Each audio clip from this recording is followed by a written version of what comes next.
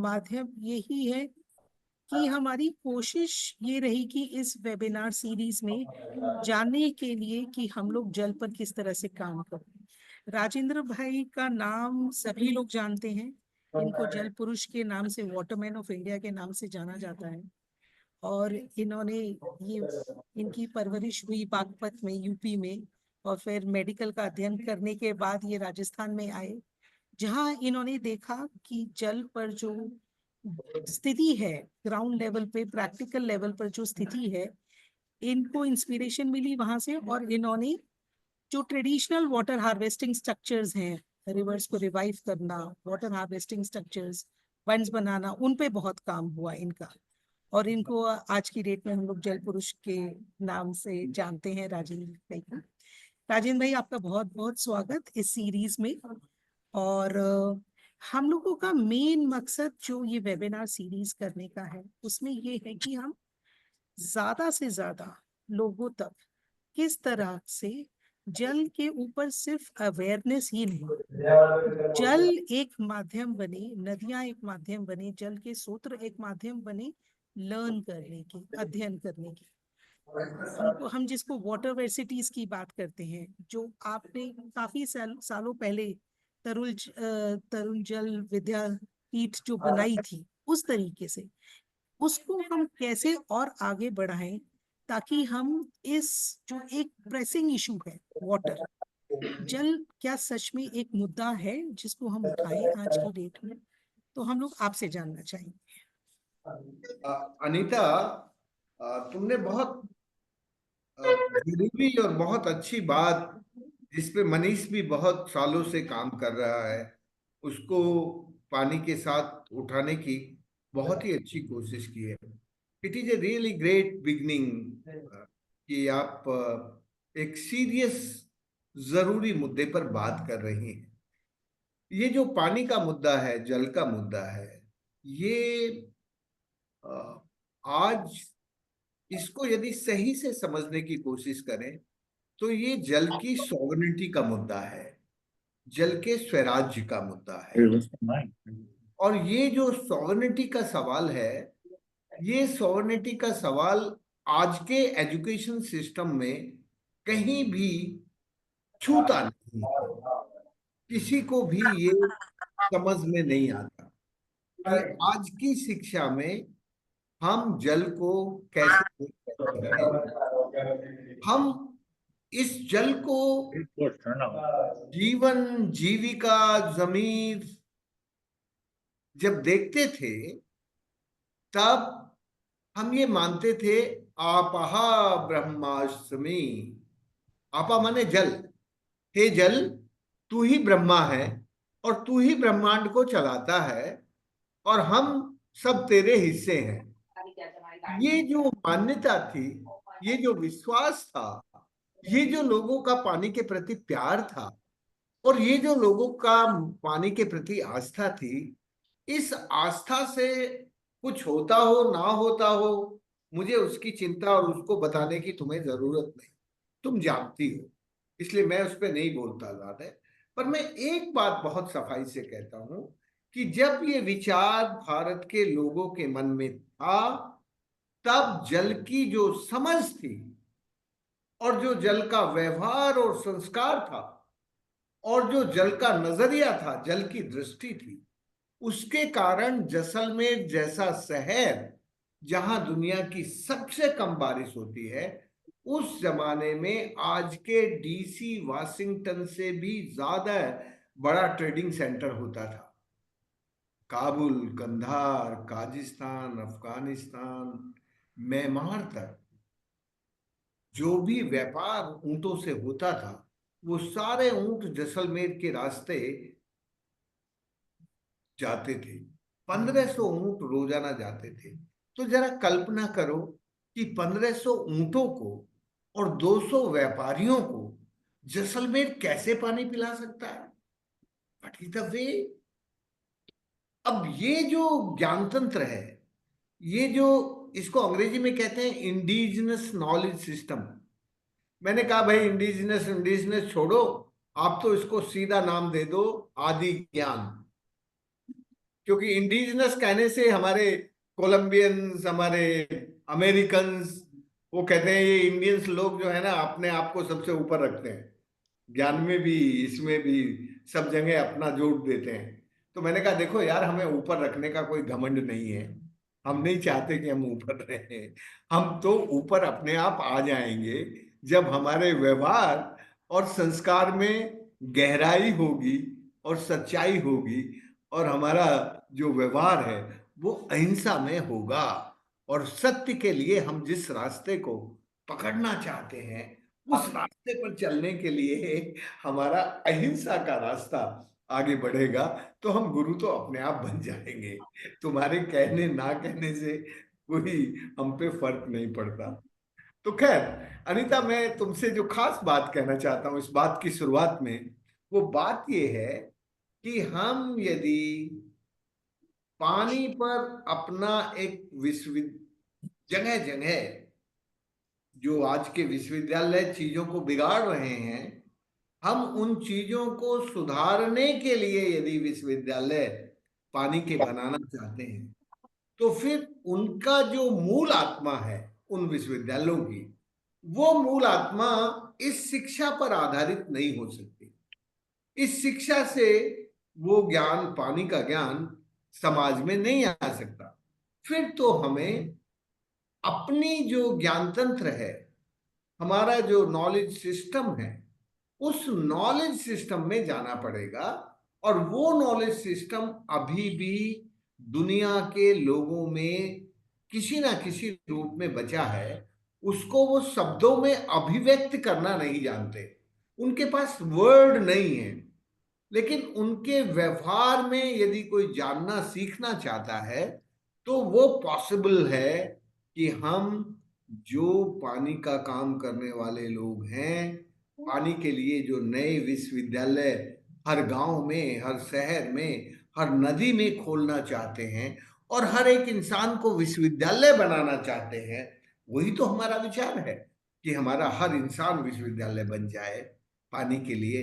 तो यदि पानी के विश्वविद्यालय बनाने हैं, तो फिर हमें पानी का जो सही नजरिया है, उस सही नजरिए को अभी व्यक्त करना पड़ेगा, उभारना पड़ेगा। और वो नजरिया है हमारी वाटर सॉवरेनिटी का, हमारे हमारे जल स्वराज्य का, हमारे जल के स्वास्थ्य का, हमारे जल की उपलब्धता का, हमारे जल के व्यवहार और संस्कार का। ये जो सारे सवाल हैं, इन सवालों को अलग अलग विषयों में बांटने की जरूरत नहीं है। आप इनके लिए विषय के कैरिकुलम मत बनाइए। इन सारे सवालों को समग्रता से जोड़कर एक जानने की प्रक्रिया चलाइए। आओ जल को जाने, आओ नदी को जाने, आओ देखें हमारा जल और हमारे स्वास्थ्य का संबंध, आओ पकड़े जल की तरंगे जिससे मिलता हो आनंद हमें, आओ लगाए नदी में डुबकी जिससे ले आए हम धरती के अंदर का ज्ञान और तैरने लगे नदी के ऊपर। ये जो विचार है, इसको कहते हैं the process of learning. Process of learning from water, it is really today the felt need of this world. If we forget the education system, we start a process of learning from water. And the water is the greatest teacher. The water is the highest guru. गुरु समझती हो ना, जिसके अंदर अपना गुरुत्व होता है, जिसके अंदर अपने ज्ञान का गुरुत्व होता है, वो जल के अंदर वो ज्ञान का गुरुत्व है। उस गुरुत्व को हम यदि पकड़ के यूनिवर्सिटी चलाना चाहेंगे, तो देखो अनीता, बहुत आसान है कि तुम अपने जीते जी 100-200 यूनिवर्सिटी बना सकती हो। कैसे बना सकती हो उस पर आगे बात करेंगे, पर अभी तुम्हारे सवाल का जवाब केवल इतना है, क्योंकि तुमने मुझसे छोटा सवाल पूछा कि ये करना चाहिए कि नहीं करना चाहिए। ये करना चाहिए, इसकी बहुत जरूरत है। और जल के लिए अब हमें एक न्यू लर्निंग प्रोसेस में आना पड़ेगा। शिक्षण, प्रशिक्षण, ट्रेनिंग, वर्कशॉप, ये सब बंद करनी पड़ेगी।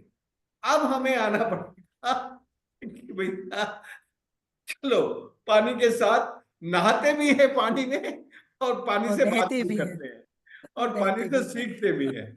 जब हम पानी में नहाते हुए पानी से सीखना शुरू करेंगे, तब हम हर व्यक्ति को एक नया विश्वविद्यालय बना देंगे।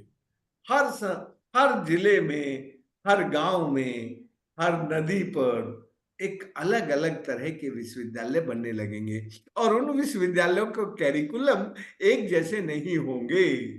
नहीं उन हो सकते। सब विश्वविद्यालयों के कैरिकुलम अलग अलग होंगे, अलग अलग सीखने की विधि होगी, अलग अलग करने की विधि होगी, अलग अलग रक्षण, संरक्षण और जो भी प्रोसेस है वो सब अलग अलग होंगी। तो मैं ये नहीं कह रहा हूं कि हम इस सब चीज को, वाटर को डिसइंटीग्रेट करके पढ़ाना सिखाना चाहते हैं। मैं कहता हूं हम इंटीग्रेशन में जाके सीखना चाहते हैं, और जब हम इंटीग्रेशन में जाके सीखना चाहते हैं तो उस वक्त हमें जियो कल्चरल डाइवर्सिटी को, agro ecological hydro climatic diversity को रेस्पेक्ट करके उस डाइवर्सिटी को हमें एडॉप्ट करना होता है। तब हम उस ज्ञान की गहराई में जा पाते हैं, तब हम उस विजडम के साथ अपने को जोड़ पाते हैं। तो यदि हमें सचमुच अपने को उस विजडम के साथ जोड़ना है, तो फिर हम बड़े लेवल पर इस देश में नहीं, इस पूरी दुनिया में इस काम को शुरू कर सकते हैं, और शुरू करना चाहिए अनीता। इसीलिए मैं आज तुमसे बात करने आया। राजेंद्र भाई, ये जो मतलब मेरे तो गूजबम्स खड़े हो गए, मतलब आपकी बात सुनते ऐसे लग रहा है इतना रिचार्ज हो गए अभी शुरू में ही। तो ये बताइए कि ये हम जरूरत क्यों पड़ी जल स्वराज पे बात करने की, जब हम मानते हैं जल ब्रह्मांड, हम यस। सब उसके पार्ट हैं, हम ये तो हमारा बेसिक है। तो ऐसी क्या जरूरत पड़ गई कि आज के दिन में इतने सालों बाद मनुष्य इस धरती पर है और हम वो भूल कर हमको जल स्वराज पे काम करना पड़ रहा है। आपहा ब्रह्मास्मि, ये मैं नहीं बोल रहा हूं, ये तुम्हारा अथर्ववेद बोल रहा है 12,500 साल पहले। मैं तो केवल उसको आपको स्मरण करा रहा हूं। जब इस बात को हम मानते हैं, तो फिर अब हमें वाटर सोवरेनिटी की चिंता क्यों होने लगी? इस क्राइसिस को पैदा करने का काम हमारे एजुकेशन सिस्टम ने हमारे लिए खड़ा किया है। एजुकेशन सिस्टम में पानी जो है वो H2O गैस, और अभी तो गैस से वो पूरा H2O को पानी ही कहने लगते हैं, पर वो ये भूल जाते हैं कि ये H2O बनाने की जो प्रोसेस है वो कोई मशीन नहीं कर सकती, वो तो सूरज ही कर सकता है। सूरज जब समुद्र के ऊपर जाता है तो समुद्र के खारे पानी को डीसैलिनेट करके H2O गैस में बदल देता है, और उसको हम क्लाउड कहने लगते हैं। जब वो सूरज की गर्मी हरे जंगलों के ऊपर पड़ती है, तो धरती के अंदर जो पानी है वो विदाउट इलेक्ट्रिसिटी 150 फीट ऊपर, पत्ती की ऊपर की लेयर पर ट्रांस एवोपरेशन होने लगता है। ऐसी कोई मशीन है जो बिना बिजली के 150 फीट ऊपर पानी को ले जाके ट्रांस एवोपरेट कर सके? ये तो पानी का ही और नेचर का और सूरज का ही करिश्मा है। ये तो सूरज ही कर सकता है। और जब वो सूरज नंगी धरती पर पड़ता है, माइनिंग एरिया में पड़ता है, तो उसके जो रिफ्लेक्शंस हैं वो वहां एक अलग तरह की हीट वेव बना देते हैं। तो हम यदि पानी के दर्द को, पानी की पीड़ा को, the pains of the water, pains of the water को समझना चाहते हैं, तो फिर हमें ये जानना जरूरी होगा कि ये पानी के लिए जो पेन्स पैदा पैदा किए हैं वो किसने किए हैं, वो कौन है कल्प्रिट। जो पानी के इस पीड़ा को, इस दर्द को हमारे सामने ले आया है, हमारे जीवन में उसने बढ़ा दिया है। इसलिए इस पेन्स को समझना, ये पेन्स को जानना, वाटर के पेन्स को समझना, ये हमारे लिए अब अत्यंत आवश्यक है।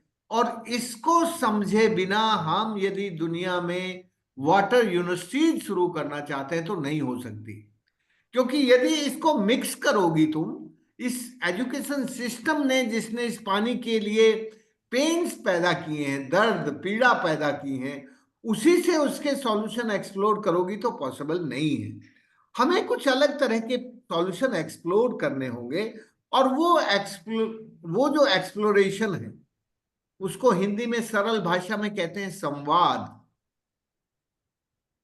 किसके साथ संवाद? पानी के साथ संवाद, पानी के साथ। पानी की कम्युनिटी के साथ संवाद, लोगों की कम्युनिटी के साथ संवाद, जंगलों की कम्युनिटी के साथ संवाद, नदियों की कम्युनिटी के साथ संवाद। ये जो कम्युनिटी के साथ कम्युनिकेशन है, वो कम्युनिकेशन अलग तरह के हमें बिल्ड करने होंगे। वो अलग तरह के कम्युनिकेशन हमें जानने होंगे। जब हम उन कम्युनिकेशंस को जानने लगेंगे तो फिर हम उसमें से एक्सप्लोरेशन, उसमें से जिसको एक नई जो सच्ची खोज होगी, सत्य की खोज होगी, जो ट्रूथ ऑफ वाटर की खोज होगी, वो उसमें से आपके सामने आने लगेगी। और ये जो सारा काम है, ये हमें जियो कल्चरल मैपिंग के साथ करना होगा। जियो कल्चरल मैपिंग के बिना ये नई तरह की लर्निंग की प्रोसेस हम शुरू नहीं कर सकते। हमें शुरू करनी है तो, और ये जियो कल्चरल की जो मैपिंग है, ये इसलिए करना जरूरी है कि अभी जो डिफरेंट कम्युनिटी इंडिया में थोड़ी बहुत बची हैं, जिनके पास पानी का वो नजरिया है, जिनके पास नदियों का वो नजरिया है, उसको कैसे हम लोग आगे ले आए, कैसे हम जोड़ के अपने सामने रख लें। तो उस नजरिए को सामने लाना वो हमारा पहला काम होगा।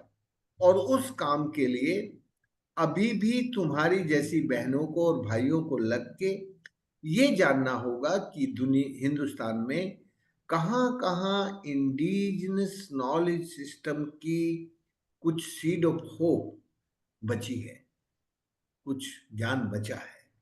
उस ज्ञान की को हमें थोड़ा, उस डाइवर्सिटी को जानकर हमें आगे लाने की जरूरत होगी। तब हम पानी के विश्वविद्यालय हर गांव में, हर इंसान में, हर नदी में बना सकेंगे। तो जो आपने ये बात कही है जियो कल्चरल, ये इतना इम्पोर्टेंट मुद्दा है राजेंद्र भाई। मैं मैं मेरा जन्म हुआ उत्तराखंड में, मैं चली उत्तर प्रदेश में, पहुंची बिहार, आ गई झारखंड, निकली वेस्ट बंगाल, आगे जाके खाड़ी के समुद्र में जाके बांग्लादेश में मिली। तो नदी को देखेंगे तो आप बाउंड्रीज नहीं सेट कर सकते। आप ये नहीं कह सकते कि मैं उत्तराखंड बोर्ड से या यूपी बोर्ड में पढ़ूं। नदी का अपना एक भाव है और नदी अपने एक भाव से चलती है। तो ये जो आपने बोला जियो कल्चरल, ये समझना बहुत जरूरी है। नदी से इंसान जुड़ता जाता है जहां से वो शुरुआत करती है और जहां वो समुद्र में समाती है। अगर उसकी कम्युनिटी से हम लोग सीखें तो पूरा जीवन भर हमें सीखने में लग जाएगा, तभी भी कम पड़े। तो ये जो मुद्दा है, ये जियो कल्चरल वाला, ये बहुत इम्पोर्टेंट है।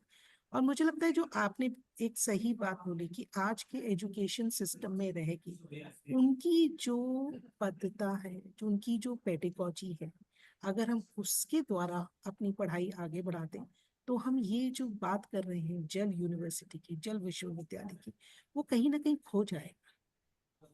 बिल्कुल। मैं देखो अनिता, ये वनीसा बहन को कोई ट्रांसलेट करने में मदद कर रहा है? वनीसा बहन है अभी भी, तो कोई किसी को मदद कर दो, थोड़ा उनको जरा बता दे, तो नहीं तो उनको When लगेगा कि देखो मेरे साथ क्या अन्याय कर रहे हैं ये लोग। तो थोड़ा Vanessa, सा yeah. वनीसा बहन का जरा ख्याल करके So उनको कोई Vanessa, मदद।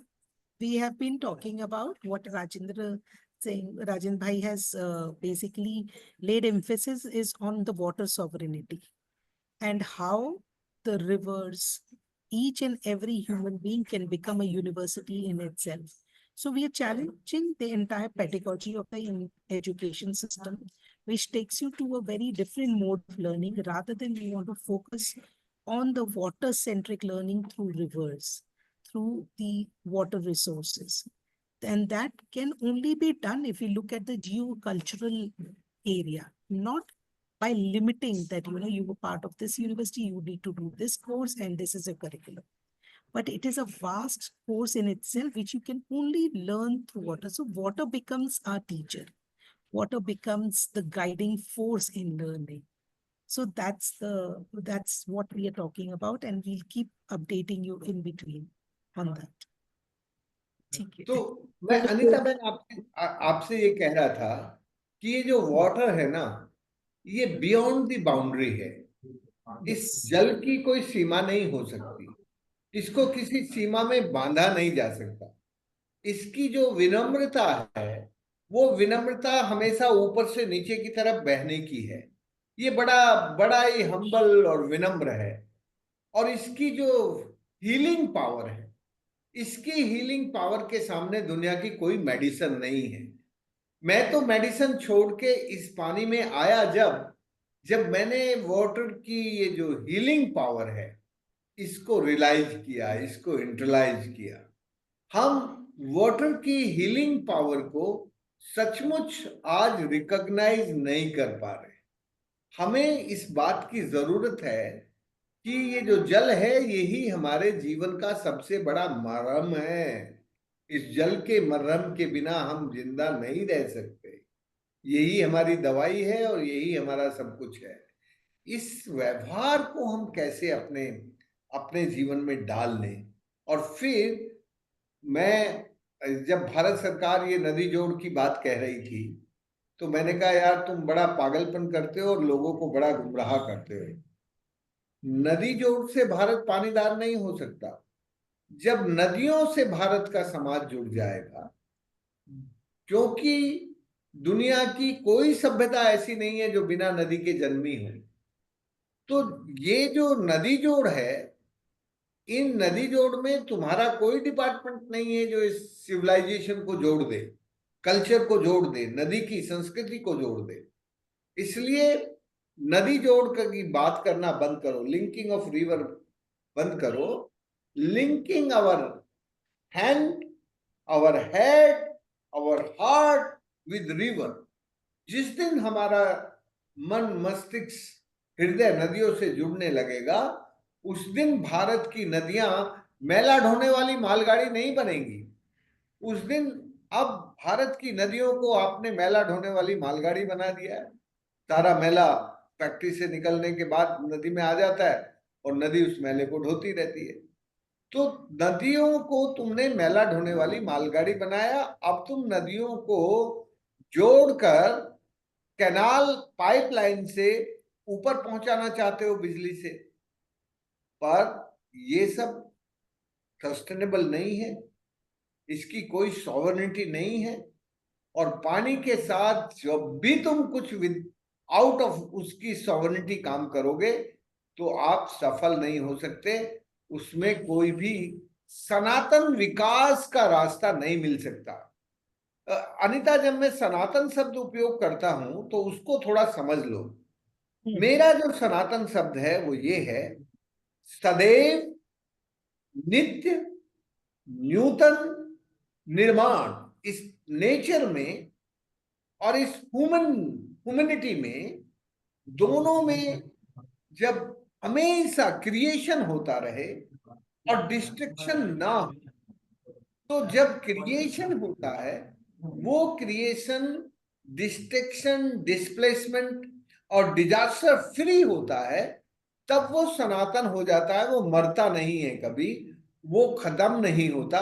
उसको कहते हैं चरे वेति आदि अनंतः। ना उसका आदि है ना अनंत है, वो चलता रहता है, वो बना रहता है। तो ये जो चरे वेति आदि अनंता, इस दर्शन को, इस पानी के दर्शन को समझे बिना हम पानी के काम में आगे नहीं जा सकते। पानी का काम, सनातन काम तब बनेगा जब हम, जो हमें पानी बादल लेके आए हैं, जो पानी हमें जंगलों से मिला है, वो हमारी मिट्टी पे और नए जंगल लगाता हो, नई खेती करवाता हो, नई प्राकृतिक खेती को बढ़ावा देता हो। तो प्राकृतिक खेती जब उस पानी और मिट्टी के योग से, देखो ये जो पानी और मिट्टी की जो लैंगिक संबंध है, इसको अंग्रेजी में क्या कहते हैं, सेक्सुअलिटी रिलेशनशिप। पानी का जो लैंगिक संबंध है, हिंदी में उसको बोलते हैं मिट्टी के साथ। जब पानी मिट्टी के साथ मिलता है, तब उसमें से एक नया क्रिएशन होता है। और वो जो नया क्रिएशन है, वो कभी रुकता नहीं है, वो चलता रहता है। तो ये जो हमारे जीवन को चलाने की सातत्य और सनातन प्रक्रिया है, उसको अंग्रेजी वालों ने थोड़ा छोटा कर दिया। उसको कहने लगे हैं वो सस्टेनेबिलिटी। सस्टेनेबिलिटी में सनातन का केवल 10% हिस्सा है।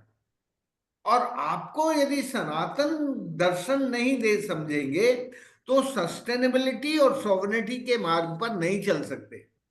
हम जब ये समझ लेंगे कि इस नेचर की क्रिएशन और ह्यूमन बीइंग की क्रिएशन सदैव चलती रहे, और वो डिस्ट्रक्शन और डिस्प्लेसमेंट और डिजास्टर ना करे, तो फिर वो सदैव बनी रहती है।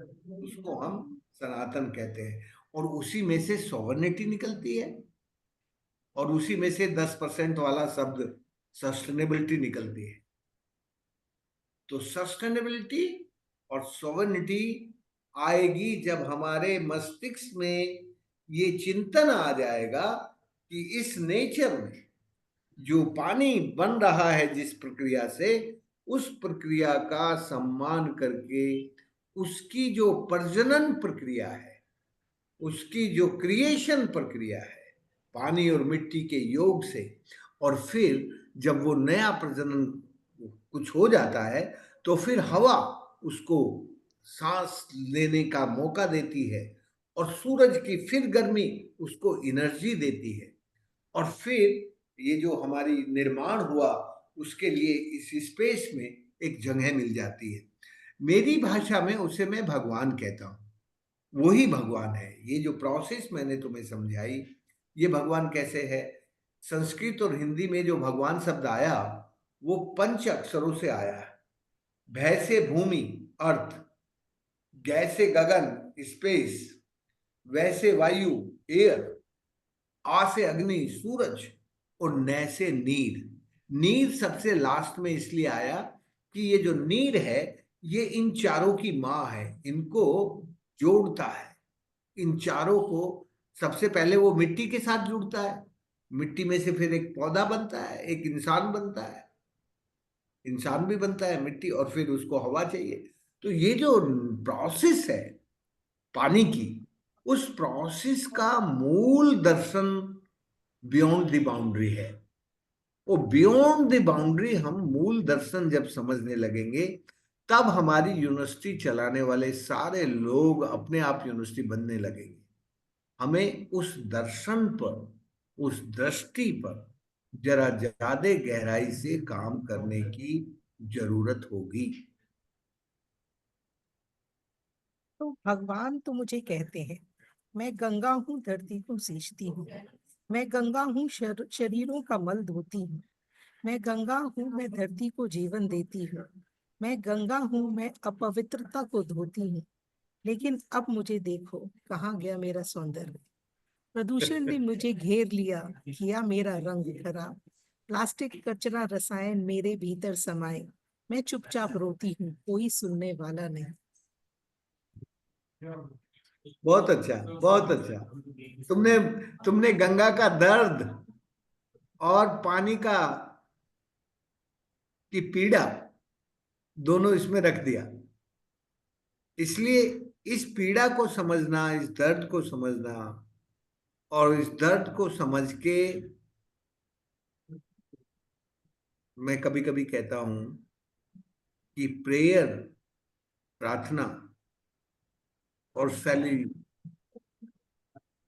क्या कहते हैं उसको, उत्सव। हमारे यहाँ दो शब्द हैं हिंदी में, एक आरती और दूसरा उत्सव। इसको अंग्रेजी में कहते हैं प्रेयर एंड सेलिब्रेशन, क्या, नहीं, सेरेमनी। Prayer and ceremony.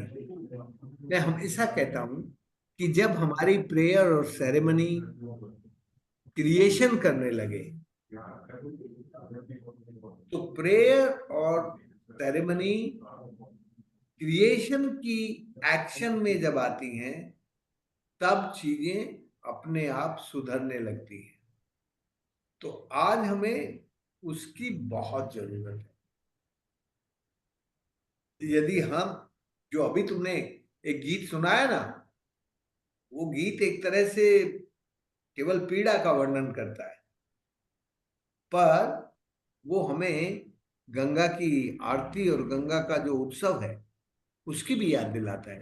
पर अब गंगा की आरती और उत्सव से गंगा ठीक नहीं हो सकती, क्योंकि गंगा आईसीयू में भर्ती है अब। तो जब वो आईसीयू में भर्ती है तो वेंटिलेटर पे जाना ही पड़ेगा। इसलिए अब उसको ऐसा डॉक्टर चाहिए जो उसे ब्यूटी पार्लर के यहाँ ना ले जाता हो। आजकल हमारी सरकारें, मेरी माँ गंगा की बीमारी हृदय रोग की है, उसको इन्वायरमेंटल फ्लो, इकोलॉजिकल फ्लो, उसकी अविरलता हिंदी में बोलते हैं, और निर्मलता, ये अविरलता और निर्मलता का उसके सामने संकट है।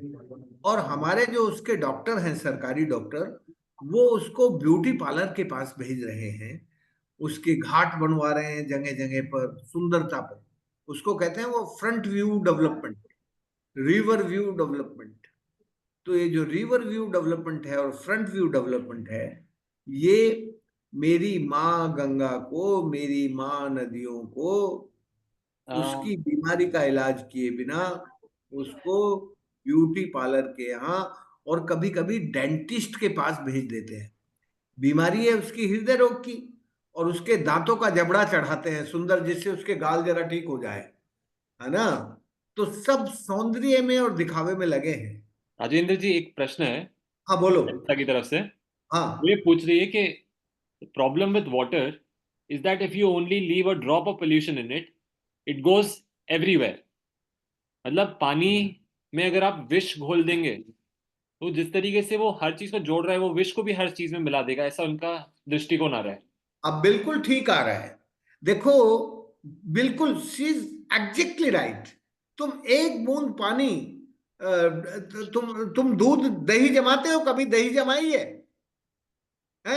इतने बड़े सारे दूध में एक बूंद जामिन डालते हो, सारे दूध को दही बना देता है। ऐसे ही थोड़ा सा भी effluent, any chemical, any effluent पूरी नदी को पॉल्यूट कर देता है, पूरे जल के भंडार को पॉल्यूट कर देता है। और ये जो पॉल्यूशन है, ये पॉल्यूशन फिर धरती को भी पॉल्यूट करता जाता है और ग्राउंड वाटर को भी पॉल्यूट करता जाता है। इसलिए ये जो नदी के साथ हम पॉल्यूशन का अन्याय कर रहे हैं, ये बहुत भयानक है।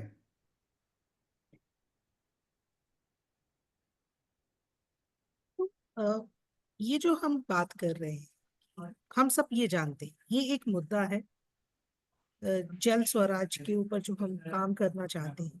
तो अब इसकी शुरुआत कैसी जाए? सबने अपने क्षेत्र में, आपने कितने साल, 25 सालों पहले ये काम शुरू किया। 25 उसके नहीं, बाद तुम अनीता, 25 साल से तो तुम मुझे जानती होगी। मैंने ये 50 साल पहले शुरू किया था, तो 50 साल, 1974 में, 74 में, 74 में। राइट।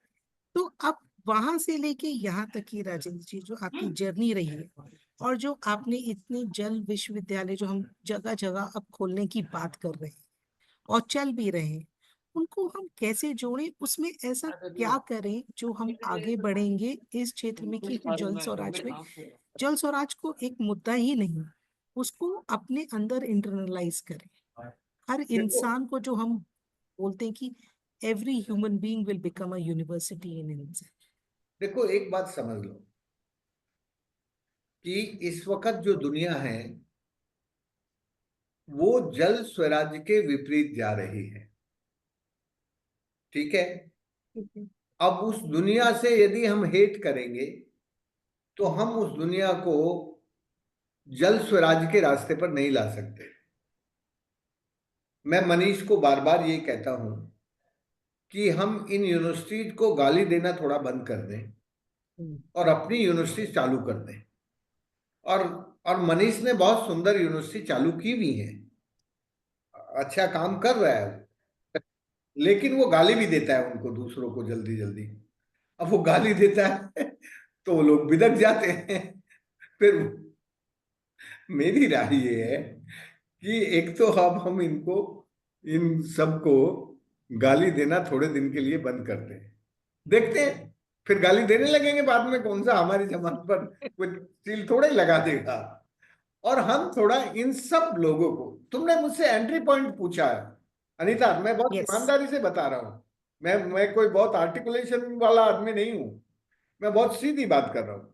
तो सबसे पहले हम ये जो यूनिवर्सिटीज हैं, इन यूनिवर्सिटीज के विद्यार्थियों के साथ जाके जरा अपनी बात कहना शुरू करें। कल मैं आईआईटी रायपुर में बोल रहा था और मैंने कहा आईआईएम में, आईआईएम रायपुर, मैंने कहा भाई तुम काहे का मैनेजमेंट सीखते हो? तुमने सबसे बड़ा मैनेजर अडानी नाम का आदमी बनाया है, वो तुम्हारी ही पढ़ाई से निकला है अडानी। उसने समुद्र पर कब्जा कर लिया, नदियों पर कब्जा कर लिया। तो तुम ये आईआईएम क्या क्या एनक्रोचमेंट ही सिखाता है? समुद्रों पर कब्जा करना, जंगलों पे कब्जा करना, नदियों पे कब्जा करना। तो भाई हमें कौन सा मैनेजमेंट सीखने की जरूरत है? हमें मैनेजमेंट सीखने की जरूरत है कि हम थोड़ा सा पानी के साथ, प्रकृति के साथ प्यार करना शुरू करके देखें। यदि उस प्यार में प्रकृति हमें प्यार करने लगे, पानी हमें प्यार करने लगे, नदी हमें प्यार करने लगे, तो फिर देखो कुछ हमारे मन में उनके प्रति कोई रेस्पेक्ट आता है क्या? रेस्पेक्ट होता है जब जब आप हाथ से उसको ठीक करने लगते हैं। देखो, रेस्पेक्ट करने का कुछ हमारे अंदर रियलाइजेशन, रेंटलाइजेशन होता है क्या? पर प्यार तो शुरू करो। तो सबसे पहला काम है कि जो आज हैं उनके साथ हम थोड़ा प्यार से हंसते हुए सच्ची बात कहना शुरू करें कि भाई तुम्हारे जितने भी बड़े मैनेजमेंट के इंस्टीट्यूट हैं और जितने भी टेक्नोलॉजी के इंस्टीट्यूट हैं और जितने भी साइंस के इंस्टीट्यूट हैं, वो क्या कर रहे हैं देखो तो सही एक बार। मैं बहुत, अनीता मैं तुम्हें ईमानदारी से कह रहा हूं, मैं अब किसी भी यूनिवर्सिटी में रोज एक आध यूनिवर्सिटी में रोजाना मेरा जाना आना होता है।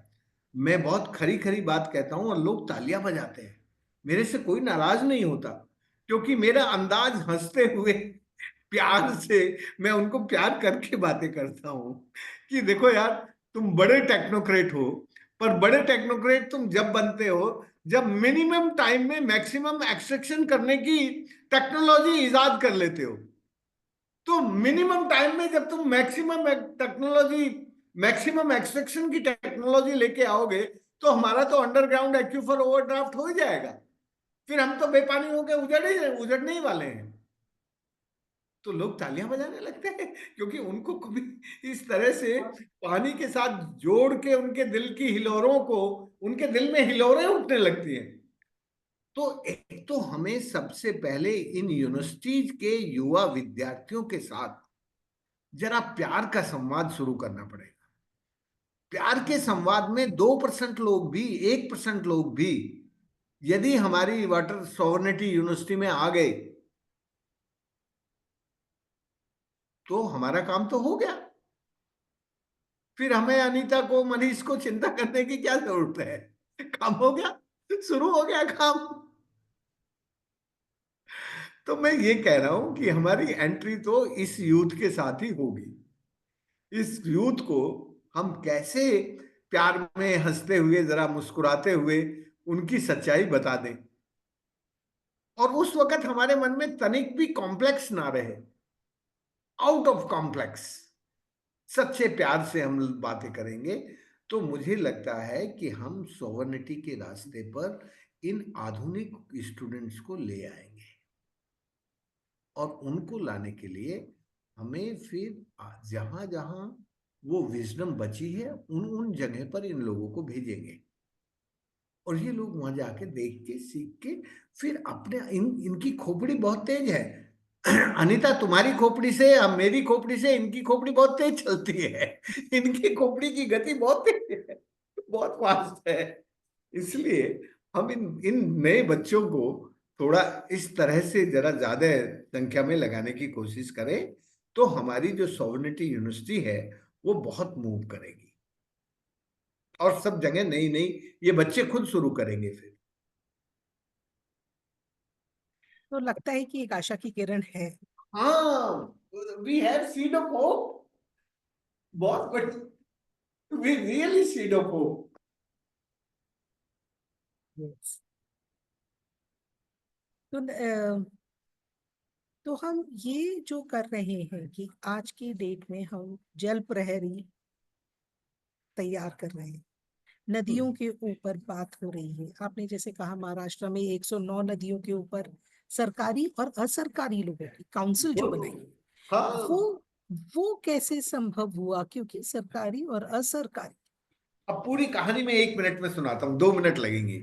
क्या हुआ, 4 साल पहले मुझे, जब ये अमृत अमृत उत्सव शुरू हुआ ना, तो हाँ। मुझे महाराष्ट्र सरकार ने अमृत महोत्सव पर भाषण देने बुलाया। उसमें डिप्टी सीएम, सीएम सब बैठे थे। अब मैंने अपना भाषण शुरू किया, और बड़े प्यार से मैंने कहा कि भाई, तुम अमृत महोत्सव मना रहे हो, मैं तो इस धरती पर, भारत की धरती पर 2 अमृत जानता हूं। एक तो भारत की आजादी, वो हमारे लिए अमृत है, और दूसरा भारत का संविधान। इन 2 अमृत के अलावा और कहां तुम्हारे पास अमृत है? तुम्हारी सारी नदियां नाले बन गई हैं, जहर बहाती हैं, और तुम कह रहे हो अमृत महोत्सव मनाओगे। जब नदियों में जहर होगा तो ये तुम्हारा अमृत महोत्सव कैसे होगा? अमृत महोत्सव बिना नदियों के अमृत बहे बिना आप अमृत महोत्सव नहीं मना सकते। तो धीरे से एक पर्ची छोटी सी मेरे पास गई, उसमें लिखा था इट इज पॉसिबल। मैंने कहा हाँ, बिल्कुल संभव है, पर तुम्हारी सरकार यदि करना चाहेगी तो बिल्कुल नहीं होगा। ये काम सरकारी और असरकारी, ये काम मैंने फिर बहुत जोर से जोर देकर 3 शब्द उपयोग किए, राज, समाज और संत। संत वो नहीं होता जो लाल कपड़े पहनता है, संत तुम हो। संत हमारा मनीष है, जो सच्ची बात बिना डरे बोलता हो। तो संत मेरी परिभाषा में वो है, राज, समाज और संत, ये तीनों मिलके नदियों को ठीक कर सकते हैं। तो उन्होंने उन्होंने पूछा कि सरकारी सिस्टम में क्या होगा, तो मैंने कहा थोड़े राजनेताओं को थोड़ा अभी दूर रहने दो, क्योंकि उनको वोट वोट का चक्कर होता है, वो वो वो अपने अंदाज से बोलते हैं। तो हम लोग जरा ये जो तुम्हारा एग्जिस्टिंग सिस्टम है, चीफ सेक्रेटरी की अध्यक्षता में एक नदी की काउंसिल बनाते हैं, और फिर इसके लिए कोई बजट वजट नहीं रखते, जो तुम्हारा एग्जिस्टिंग ढांचा है उसको यूज करेंगे। अलग से अभी बजट की व्यवस्था करने की जरूरत नहीं। बजट की जब आगे जरूरत होगी, जब उसके एक्शन में जरूरत होगी, तब बजट ले लेंगे। तो वो एग्री हो गए। अब जब एग्री हो गए तो बात का एग्रीमेंट इस आधार पे हुआ था कि आधे सरकारी लोग होंगे और आधे असरकारी लोग होंगे। लेकिन चीफ सेक्रेटरी के पास जाते जाते ये बात उसको पची नहीं। उसने कहा सर, मेरे से बोला, सर आधे यदि आपने बराबर कर दिए तो कभी डिसीजन होगा ही नहीं, तो आप थोड़े असरकारी लोग थोड़े कम कर दीजिए। तो मैं मान गया, क्योंकि मैं जानता था कि हमारे थोड़े से लोग भी काम कर देंगे। और जब मैं ये बात मान गया तो उनके 27 लोग और हमारे 9 लोग। समझ गई अच्छा तुम समझ गई? अच्छा, एकदम। ये सारे सरकारी जितने भी प्रिंसिपल सेक्रेटरी थे, हेड ऑफ द डिपार्टमेंट, वो और हमारे कुल 9। तो मैंने कहा यार ये तो बड़ी गड़बड़ है, तुमने तो बिल्कुल ही इसको अन्यायपूर्ण कर दिया। उसने कहा नहीं, अभी आप थोड़े दिन जरा देखिए कि यदि ये 9 लोग हमसे मिलके काम हो गया तो फिर आगे आप अपनी संख्या जितनी चाहो बढ़ा लेना, पर आप थोड़ा इसको करके देखिए। तो मैं मान गया, मुझे भी कोई जल्दी तो है नहीं। भाई इतना अच्छा हुआ, हमारे 9 लोगों ने अपने अपने एक एक डिवीजन को पकड़ लिया। महाराष्ट्र में 9 डिवीजन है, 9 के 9 को पकड़ के, और फिर वहां पर जिले के लेवल पर जो जो लोग नदियों के लिए काम करते थे, और जो एक एक नदी पे कुछ थोड़े हमारे पुराने जमाने से काम था वहाँ महाराष्ट्र में, जल बिरादरी का थोड़ा बड़ा काम था महाराष्ट्र में, तो उन सब लोगों को चुन चुन के हमने सबसे पहले जिलों में कुछ नदियों को नोटिफाइड किया, जीआर निकाला सरकार का, कि हम मिलकर सरकारी और असरकारी लोग इस नदी पे काम करेंगे। तो हर नदी पर एक एक हमने नदी प्रहरी बनाए, और ये जो नदी प्रहरी हैं, कुछ नदियों पर थोड़े जो बड़ी नदी थी उन पे ज्यादा बनाए। और फिर सरकार के विभाग में बहुत सारे डिपार्टमेंट होते हैं, तो हाँ सबके साथ बात करना मुश्किल होता है। तो फिर मैंने एक प्रस्ताव लेके आया मैं उसी जीआर में, कि हर नदी जो हमारी नोटिफाइड हुई है उसके लिए एक नोडल ऑफिसर होगा सरकार की तरफ से। तो या तो वो फॉरेस्ट का डीएफओ होता है, या फिर इरिगेशन का वो एससी सुपरिंटेंडेंट इंजीनियर होता है। तो इनको ये सब काम हमने साथ में मिलके दिए। फिर इन नदियों की पदयात्रा शुरू हुई, जो नदी जहां से शुरू हुई है उन नदियों पर यात्रा शुरू हुई, और उनका दस्तावेजीकरण शुरू हुआ।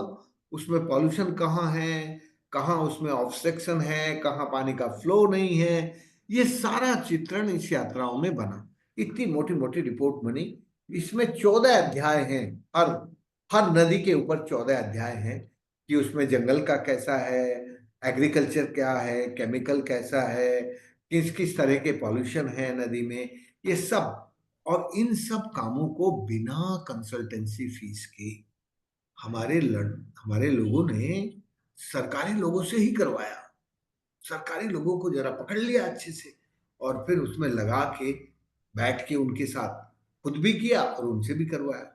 तो ये जो अभी तुम हमारी महाराष्ट्र की जरा रिपोर्ट देखो, एक एक दो दो नदी की, एक एक दो दो जिले की। मैंने कहा ना कि नरेंद्र चुग को कभी बुला लो, हाँ। नरेंद्र चुग तुम्हें ये सब इसमें मदद कर देगा। तो आज हम बजाय इसको बात को ज्यादा समय लगाने के, हाँ इसके लिए अलग से एक दिन रखो, नरेंद्र को पूरा बुला के बात करो, तो अच्छा एकदम होगा। एकदम एकदम।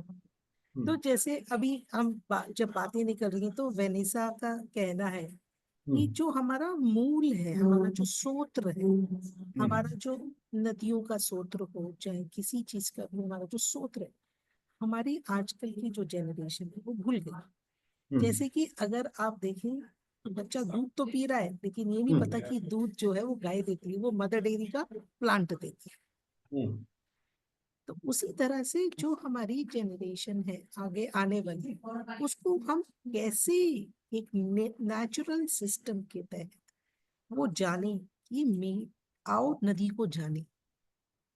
Vanessa, you are exactly right. Today, our education system is destroyed our knowledge system and relation with river. हमारा जो नदी के साथ रिश्ता है उसको इस मॉडर्न एजुकेशन सिस्टम ने तोड़ दिया है। तो हम हर नदी के, तुम एक बात देखो, जहां नदी का उद्गम होता है, सोर्स होता है, हाँ वहां मंदिर क्यों बनाते थे, वहां पीर की दरगाह क्यों बनाते थे? सब धर्मों में नदी के उद्गम को पवित्र माना है।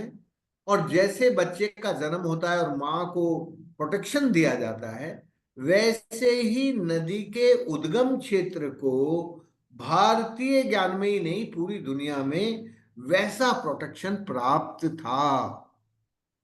नदी के उद्गम क्षेत्र पर कोई ना कोई व्यक्ति, संत, रहता था, जो उसकी पवित्रता को, उसकी स्वच्छता को, उसकी निर्मलता को प्रोटेक्ट करता था। आज वो रिश्ता किसी को पता नहीं। तुम किसी भी पीएचडी वाले से पूछो कि भाई नदी के उद्गम पे मंदिर क्यों बनाते थे पहले,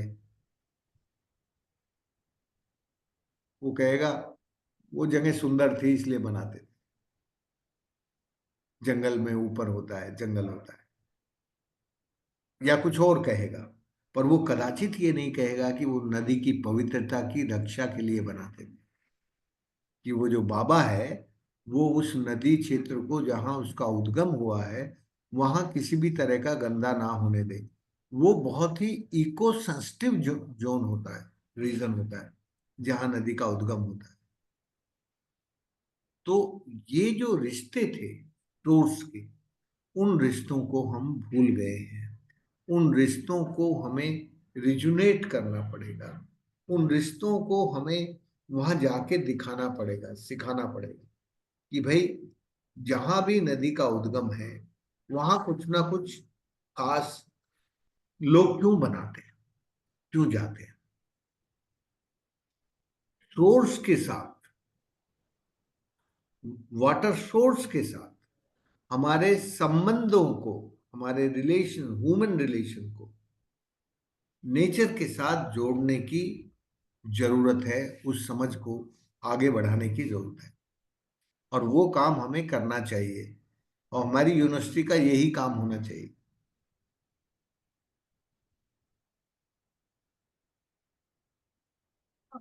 हमारे साथ यहाँ पर भी जुड़े हैं हमारे नितिन भाई, जो नर्मदा प्रेरणा यात्रा करते हैं, हम्म। साबरमती प्रेरणा यात्रा करते हैं। वो आपसे कुछ सवाल करना चाहते हैं। जरूर जरूर नितिन, करो। हाँ। हाँ, नमस्ते नमस्ते सर। नमस्ते। हाँ, मैं भरूच से हूँ। नर्मदा तट पे मेरा जन्म हुआ। हम्म। और कुछ यूरोप यूरोप सब घूम के मुझे लगा नदी से ही मुझे प्रेरणा मिली जीवन में कुछ अलग करने की। तो नर्मदा तो यहाँ अरेबियन सी में मर्ज होती है, भरूच में स्टार्ट्स फ्रॉम अमरकंटक। हम्म। अभी यहाँ का सीन पहले तो काफी अच्छा था, बचपन में हम देखते थे नर्मदा को बहती हुई। जैसे बांध बना, यहाँ पे ब्रिजेस बने, जैसे इंडस्ट्रियलाइजेशन हुआ यहाँ पे, तो पानी बहुत ही खराब हो रहा है, यानी एटलीस्ट जो खाराज भी होनी चाहिए। और we are not getting drinking water. मैं नदी के बाजू में रहता हूँ बट मुझे पीने का नदी का अच्छा पानी नहीं मिल रहा। और वो अहमदाबाद जा रहा है रिवर फ्रंट, और वहां पे पूरा भेज रहे हैं उसको बनाने के लिए। तो एटलीस्ट मैं यहाँ पे प्रयत्न करता हूँ, जैसे नर्मदा आरती मैं रोज यहाँ पे करता हूँ शाम को, just to connect people with the river. ये सेक्रेड है और this is source of life. तो उसको रिस्पेक्ट कैसे, एक नर्मदा प्रेरणा यात्रा मैं काफी सालों से करता हूँ यहाँ पे, just to connect with the people and the river. तो क्या किया जाए, और लोगों को जैसे खास करके यूथ युवाओं को मैं ज्यादा करता हूँ कि एक एज के बाद लोगों को बदलना मुश्किल है। बट युवा अपने, जैसे यूरोप में था तो स्वीडन में कोई नदी का नाम तो नहीं पता, बट सब पानी सभी जगह में पी सकता था आराम से। तो यहाँ पे ऐसा क्या किया जाए, ऐसे छोटे स्तर पे भी, जैसे सफाई का भी हम काफी काम करते रहते हैं, घाट की हम्म। क्लीनिंग वो सब रहते हैं, तो अभी लोग आके एक रिचुअल्स के नाम पे वहां पे कुछ ना कुछ प्लास्टिक बैग डालेंगे, फूल डालेंगे। काफी हम रोकते हैं लेकिन नहीं हो रहा वो, कहीं ना कहीं। और दुख भी होता है देख के नदी की हालत। मैं माँ मानता हूँ नर्मदा को हमेशा, तो मुझे बहुत ही दुख पीड़ा भी होती है। नितिन, देखो, तुम्हारा जो जोन है वो केमिकल जोन है। पूरा भुज और जितना ज्यादा पॉल्यूशन है वो सब नदियों में आ रहा है। हम्म। तो मैं ये नहीं कह रहा कि इस विकास को तुम रोक पाओगे। ये केमिकल जोन बढ़ेंगे, ये पॉल्यूशन और बढ़ेगा, ये सब होगा। पर तुम एक बड़ा काम कर सकते हो कि यदि नर्मदा के लोगों के मन में एक बीज बो दो कि भाई नर्मदा हमारी माँ इसलिए है कि वो हमारे जीवन को और जीविका को और जमीन को बना के रखती थी। अब इस पे डैम भी बन गया, अब इसका पानी हम जहां चाहे वहां भेज देंगे। हमने माँ को अपने कंट्रोल में कर लिया, माँ को हमने मेहरी बना दिया। माँ हम्म। पहले आजादी से बहती थी, अब वो हमारी नौकरानी हो गई है माँ। अब हम जहां चाहेंगे जिस नदी में चाहेंगे उसमें उसको भेजेंगे, जिसमें नहीं चाहेंगे उसमें नहीं भेजेंगे। क्योंकि नर्मदा के सवाल जटिल हैं, जैसे गंगा के सवाल जटिल हैं, वैसे ही नर्मदा के सवाल बहुत जटिल हैं।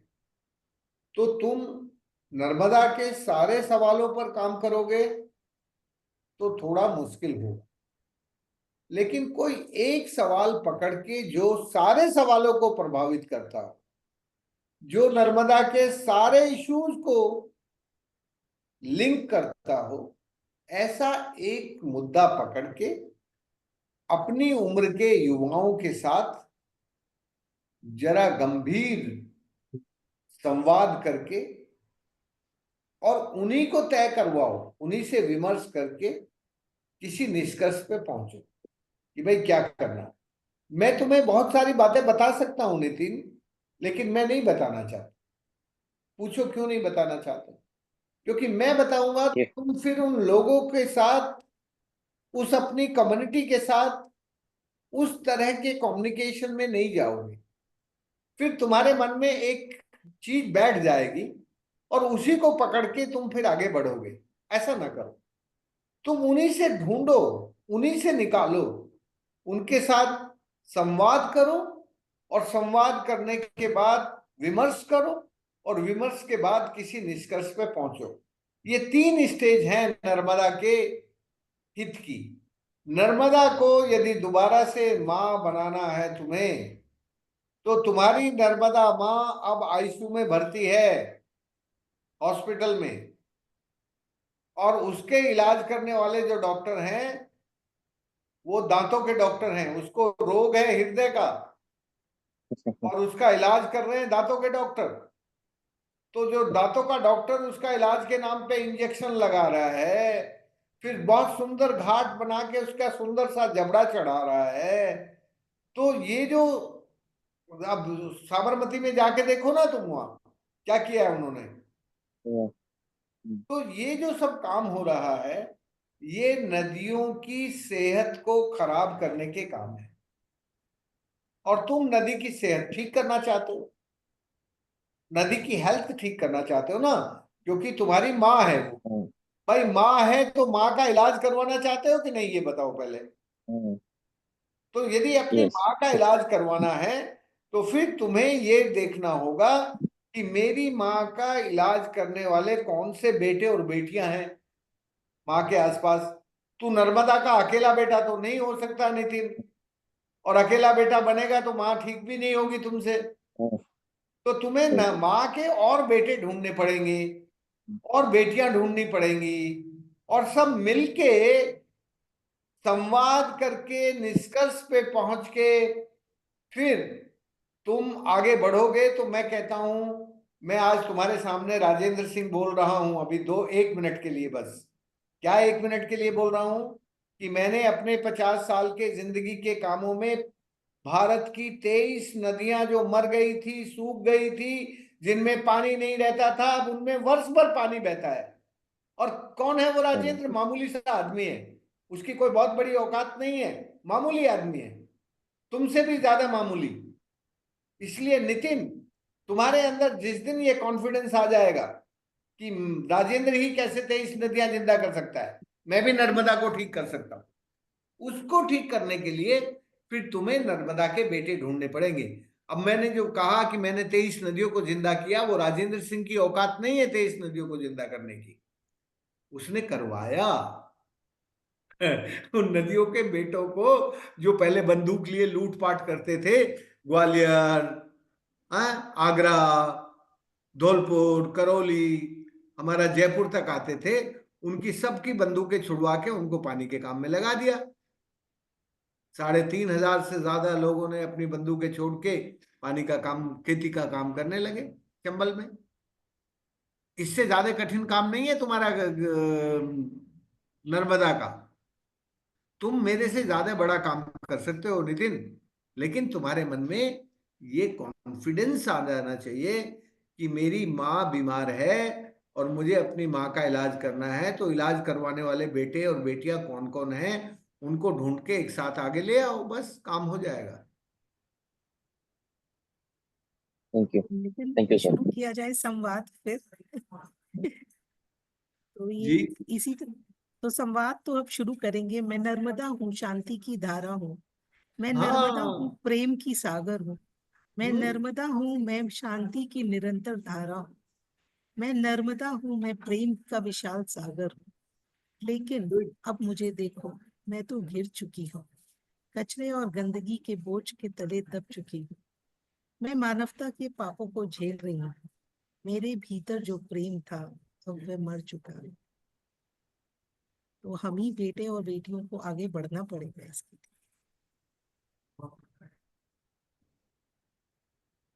बेटे बेटी माँ को कभी ब्यूटी पार्लर के पास नहीं भेजेंगे, कि कोई बेटा अपनी माँ की ब्यूटी नहीं देखता है। हर बेटा अपनी माँ का प्यार देखता है, कि मेरी माँ ने जो मुझे प्यार दिया था, उस प्यार से मैं बना हूं। तो इसलिए हमें थोड़ा सा जरा अब माँओं के बेटों को, बेटियों को ढूंढकर जोड़ना पड़ेगा। राजेंद्र भाई, ये बताइए, ये जो हम लोगों ने काम शुरू किया, आपने 50 साल से जो काम कर रहे हैं, लोगों को जोड़ते जा रहे हैं, आगे बढ़ते जा रहे हैं, नदियों पे काम हो रहा है, नदियों को रिवाइव करने का काम हो रहा है, उसमें कहीं ना कहीं, कभी ना कभी हताश हो जाते हैं हम। भाई अनीता, मैं सच्ची बताऊं, मैं तो आज तक कभी हताश नहीं हूं। और मैं क्यों नहीं हुआ? क्योंकि मैंने अपने मन में ये कभी नहीं पाला कि मैं ये कर दूंगा, मैं वो कर दूंगा। ये मेरे मन में कभी विचार आया ही नहीं। देखो, तुम शायद ये कहानी नहीं जानती कि मैं जब अपने गोपालपुरा गांव गया, तो सब लोग रतौंधी रोग से बीमार थे। मैं डॉक्टर था, मैंने उनका इलाज किया, बहुत सारे लोग ठीक हो गए। उसमें मांगू मीणा जब 73 साल का था, वो भी रतौंधी से ग्रसित था। उसने कहा, हमें तेरी दवाई भी नहीं चाहिए, पढ़ाई भी नहीं चाहिए, हमें तो पानी चाहिए। और तुझे यदि हमारे गांव में रहना है, हमारी खातर कुछ करना है, तो ये दवाई और पढ़ाई का काम बंद कर दे, बस पानी और पानी का ही काम कर। पानी आएगा तो हमारे पास सब कुछ हो जाएगा। जो लोग उजड़ के चले गए हैं वो भी वापस गांव में आ जाएंगे। पानी आते ही लोग वापस गांव में आ जाएंगे। अच्छा, ये मुझे विश्वास नहीं था कि पानी आते ही गांव में लोग आ जाएंगे। पर मेरी आंखों ने देखा कि जैसे ही चौतरे वाला जोहड़ बना और जैसे ही मेवाड़ों वाला बांध पूरा हुआ, वैसे ही पूरे गांव वापस आ गया और खेती करने लगे अपनी जमीन पे। मैंने नहीं बुलाया था उन्हें, अपने आप आए। तो मेरा कहना यह है कि हमारे मन से हमारी पढ़ाई का घमंड निकल जाए और हमारे मन में हमारे समाज के प्रति जो थोड़ा प्यार है वो बढ़ जाए, तो फिर समाज भी और हमें नदी भी और प्रकृति भी सब सिखाने लग जाती है। पर वो सिखाती है जब जब हम अपनी पढ़ाई के घमंड को भूल जाते हैं। जब तक हमारी पढ़ाई का घमंड हमारे मन में रहता है, तब तक हमें वो सिखाती नहीं है। ना हमारी सीखने की औकात होती है और ना हम सीख पाते हैं। सबसे पहले हमें हमारी पढ़ाई का घमंड निकालना पड़ता है। जब वो घमंड निकलता है, तब हमारे पास विद्या आती है। और विद्या विनम्रता लाती है। पर शिक्षा हमें एरोगेंट बनाती है, घमंड लेके आती है। शिक्षा और विद्या का मूल अंतर यही है। इसलिए मेरा कहना यह है कि हम जो आज की परिस्थिति है, इस परिस्थिति को यदि सचमुच बेहतर बनाना चाहते हैं, तो हमें अपने समाज से, अपने पेड़ों और जंगल से, अपनी धरती और प्रकृति से सबसे पहला एंट्री पॉइंट है प्यार करना शुरू करें। और देखो, तुमने थोड़ा भी प्यार किया ना, तो धीरे धीरे उस प्यार में से हमें बहुत कुछ सीखने को मिल जाता है। और उस सीख से हमारे मन में उसके प्रति रेस्पेक्ट आ जाती है, आदर आ जाता है। और जब वो आदर आता है, तो विश्वास के कारण आता है। हमारे अंदर विश्वास पैदा होने लगता है, करने की ताकत आ जाती है, करने की ऊर्जा आ जाती है, करने का विश्वास आ जाता है। इसलिए ये जो पानी का काम है, इसके लिए पानी से बड़ा टीचर कोई नहीं है दुनिया में। पर हमारा टीचर के प्रति प्यार होना चाहिए। प्यार नहीं होगा तो हम सीख नहीं सकते पानी से। पानी से सीखना है तो प्यार से ही सीखा जाए।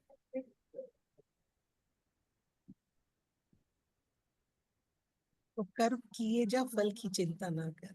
बस। तो राजेंद्र भाई, मैं ओपन करती हूँ सेशन, जो बाकी हाँ। पार्टिसिपेंट है अगर कुछ पूछना चाहते हैं। Vanessa, we are opening the session. If you want to ask any particular question or you have anything to speak, we can obviously please go ahead. And others Yes. also. Anyone, please. Thank you, Rajendra. Welcome. I understood, thanks to Vishwa, who's translating a little bit, part of it, so I understood a little bits and pieces. But there were many things that came up, so I've been sharing them in the chat. But one person that came up that I find important is Matsuro Emoto. You may have heard of him. He's a Japanese scientist. Yes. Water memory. Yes, exactly. So he was convinced that by projecting love, gratitude to water, that you could actually change it, and he proved it with his pictures and photographing the water under a microscope, and he proved that he could actually change the water substance and the from polluted to, by projecting gratitude. So this is one side of like, but this is kind of fixing a problem that is coming with acceleration. And the other side, it's like sweeping the kitchen while the tap is on. So it's all about like who's making business of water, you know, and the access, the free access of the people making big money with the water. That is the big problem, you know, and it's the problem in all areas. And I'm reminded of a few people I know that are also councils of water. So there are quite a few people in the world that are doing this. So you are one, but there are others in Canada. There's many people. And I think maybe if you come together somehow and you make a platform in the sense that you connect all these different people together, that already it will be an acceleration then on the other side of the story, which is your work. And then naturally it will spread out, like also in an accelerated way.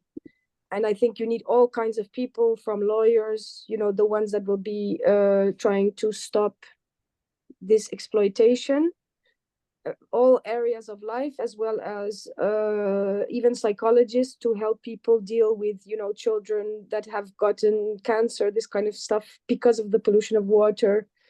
You know, it's like a very big scope of reparations on one side, but also a big scope of, okay, what can we do? And then education, of course, is included in this. So yeah, I stand completely behind you. And as a platform, I'm a filmmaker, so I'm thinking, okay, maybe film could be a medium, you know, for people's voices. So this is a medium, but I'm thinking maybe it needs different kinds of mediums. So maybe it's a more of a digital coming together, or it's a form of bringing together scriptures in different places, bringing, you know, I don't know which kind of platform is necessary, but indeed a platform is necessary where you all come together, I think. So yeah, that's Vanessa, I fully 100% agree with you. What you say about the emotions of water and love of water and the changes of water with the attitude of woman with water. So I just told very small thing, the entry point. If we start the love with water, so we can, another journey we can learn from water. No need we learn somewhere. The water show the way, all type of the way to us. And yes, the alliance now need, but the work of alliance of this type of the work, like you, like Anita, can do this type of the work. Because, like me, I am fully just every time what we can do and what where we can go. So we are lot of commitment of with our communities, and my community is not only Indian community. Mhm. My community is Colombia, my community is Ethiopia, Somalia, Kenya, everywhere. This world is my community. So I like we can make a alliance of like this. But someone like you or like Amita can take the role, make the I think it's a dedication. So, like you say, you know, it's a someone who's going to stand for water. It's like their whole life will be all about water. That will be it. It will be the calling of the water, and that's it. Like everyone has a different calling, and the person. That's why I think people will, know when it's their calling. Like that will be it, because it's a whole life. It's a whole life of commitment. It's not just, oh, I'll do a little project, I'll do it for 2 Absolutely. months and that's it. It's an awareness of every day. But like I think the thing of love the water, and also bringing it back to the self, like love of the self as a water being. 70%, I think it was 70 for women and 80 for men, or something like this. And like that there's also a disconnection in that. People forget they are water. They forget that 90%, 80% is they are, and the love for the self missing as a link to the water outside. So this is also then some part of the work for learning how to love and respect the self. This also part of it. agree. Water is not a project. Water a plan for life. Water is life. Yes. What's So thank you for your dedication. तो अब तो हम लोगों को हमारी जो शुरुआत हुई है इस वेबिनार से, विश्वा आपको कुछ पूछना है, प्लीज गो अहेड। विश्वा,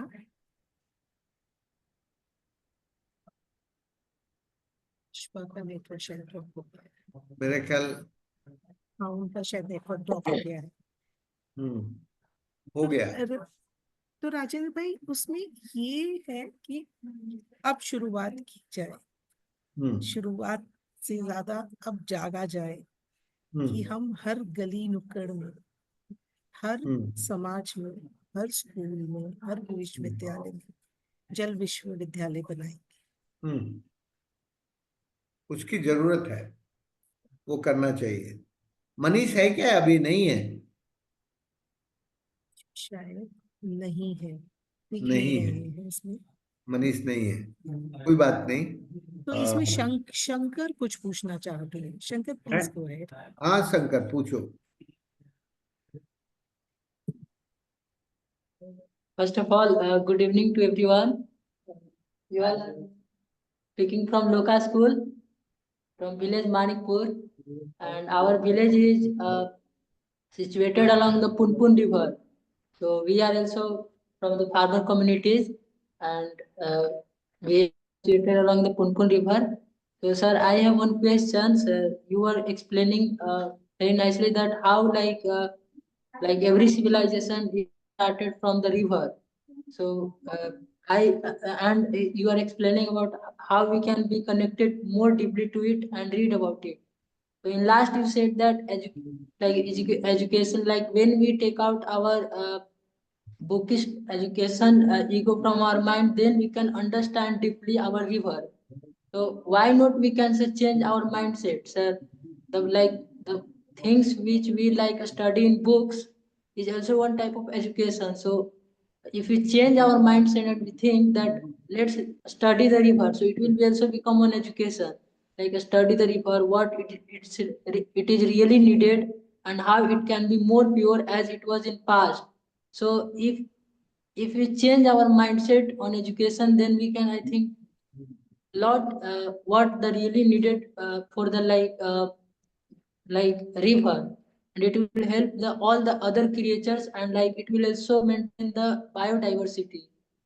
So I was thinking we can change also the mindset of the like education, that which things we are thinking like I think book is we are learning from book, so it is not necessary that we are learning from book, so it is only education. So we can learn from, like about anything, so it can become education.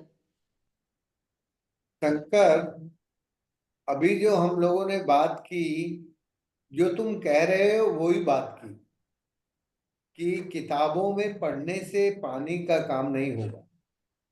यदि हमें पानीदार बनना है तो फिर पानी के प्यार से सीखना होगा कि पानी हमें कैसे प्यार करता है Yes. और पानी से हम कैसे बनते हैं। हमें पानी बनाता है, अभी भी हमारे शरीर में 70% है, फिर भी वो अपना घमंड नहीं दिखाता कि मैंने तुम्हें बनाया है।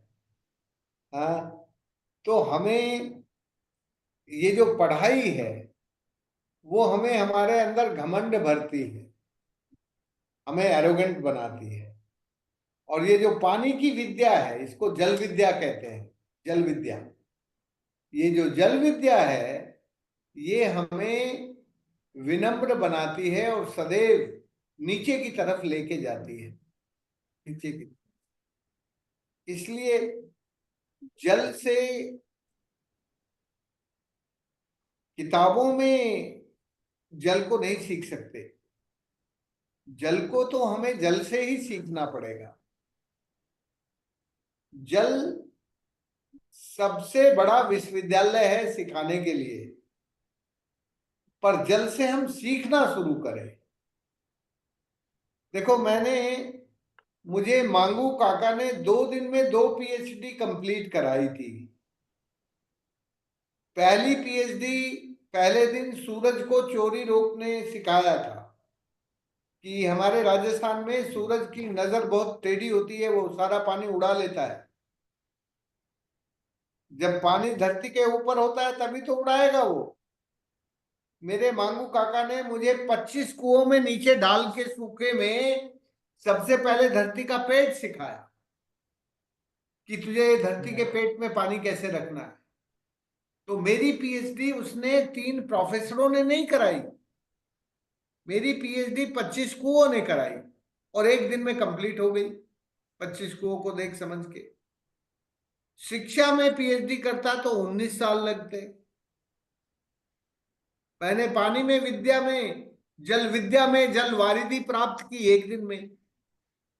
जल विद्या वारिधि कहते हैं जल की पीएचडी।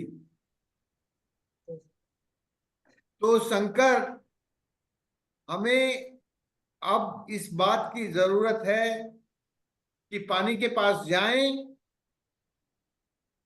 और पानी की आवाज सुने और पानी की आवाज सुन के अपनी आवाज उसको दें, पानी की आवाज हम बन जाएं। जिस दिन हम पानी की आवाज बन जाएंगे शंकर, उस दिन सबको पानी पीने के लिए मिलने लगेगा। अभी पानी नहीं मिलता सबको पीने के लिए। कुछ लोग 100 रुपए की बोतल पानी की खरीद के पीते हैं और कुछ लोग गंदे नाले का पानी ला के पीते हैं। तो ये पानी नहीं है। इसलिए तुमने ठीक कहा, हम लोग मिलके इस काम को करें। तुम पुनपुन रिवर की कहानी जानते हो? उसका नाम पुनपुन क्यों पड़ा? क्योंकि वो Sir, पुन पुन पुन ऐसे उसके अंदर बहुत माइंडिंग है। तो जब कोई रास्ते में जाते हैं तो उसको पुनः पुनः पार करना पड़ता है, इसलिए उसका नाम पुनपुन पड़ा। बिहार की वो नदी पुनपुन सब जानते हैं, मैंने उसको बहुत बार पुनः पुनः पार किया है। तो जरा इतिहास में पढ़ना कि उसका नाम पुनपुन क्यों हुआ। ठीक है। जी सर। तो अमिता। स्थिर पानी अपने आसपास की चीजों को प्रतिबिंबित करता है, हमें आत्म जागरूकता और हमारे चारों ओर की सच्चाई को समझने का महत्व याद दिलाता है। अगर पानी एक विश्वविद्यालय होता तो उसका पाठ्यक्रम लचीलापन, प्रवाह, परिवर्तन और जुड़ाव और प्रेम पर आधारित हो। सबसे बड़ा उसका विनम्रता होती उसकी, विनम्रता, सरलता होती, गहराई होती। ओ गहराई होती, समरसता होती, सरसता होती, सरलता होती। आज हमारे विश्वविद्यालय पानी के विश्वविद्यालय नहीं है, उनमें जटिलताएं हैं, कॉम्प्लेक्सिटी है, और वो जटिलताएं जो हमें हमारे जीवन से दूर लेके जाती है। ठीक है ना अमिता? एकदम सही। तो उन कॉम्प्लेक्सिटी को किस तरह सिंप्लिसिटी में ले जाया जाए और एक साधारण सहज पाठ्यक्रम बनाया जाए जिसको हम जल विश्वविद्यालय। मेरी राय ये है कि तुम पाठ्यक्रम बनाओ ही मत, पाठ्यक्रम इमर्ज होने दो, अपने आप निकलने दो। कुछ लोग लगे और कुछ लोग लग के जगह जगह ये विश्वविद्यालय चलाएं, लोगों को तैयार करें और लोगों को पानी के काम में लगाएं। जब इस धरती पर पानी का संरक्षण होगा तो धरती पर हरियाली बढ़ेगी, और जो आज लूटपाट है, जो आज की हिंसक इकोनॉमी है, वो अहिंसक इकोनॉमी में बदलनी शुरू होगी, और फिर प्यार बढ़ेगा, फिर लड़ाइयां खत्म होंगी,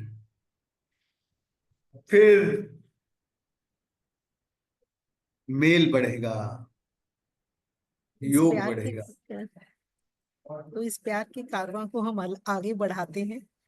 हाँ, और बहुत बहुत धन्यवाद राजेंद्र भाई आपका, अपने इतने सरल शब्दों में हमें इतना ज्यादा ज्ञान दिया, और हम आगे बढ़ते हुए इस वेबिनार सीरीज को आगे बढ़ाएंगे। इसकी शुरुआत की बहुत बहुत thank you, thank you, thank thank you, you everyone. Thank you Shankar, thank you Naveen, Nitin, Thank you. Thank you Thank you, Manisha, sir. Thank you everyone. Anita, thank you Thank you. Rajendra भाई, तुम्हें भी धन्यवाद, और थैंक यू उनको भी, अपने मनीष भाई को मनीष को भी पक्का। अच्छा लगा। Thank you very, thank you thank very you much. Everyone for joining us. Thank you, Bye. Bye bye.